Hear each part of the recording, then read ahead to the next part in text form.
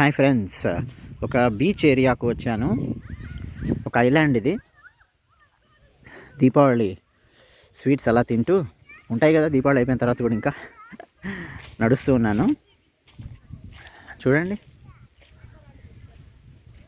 ఎలా ఉందో వెదర్.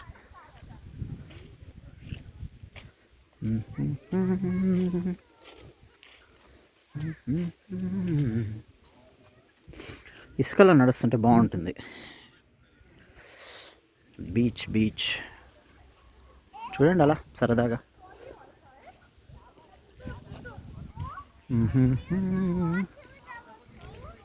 ఇసుక, రకరకాల చెట్లు చూస్తున్నారా, ఆ మధ్యలో రెడ్ కలర్లో లీవ్స్.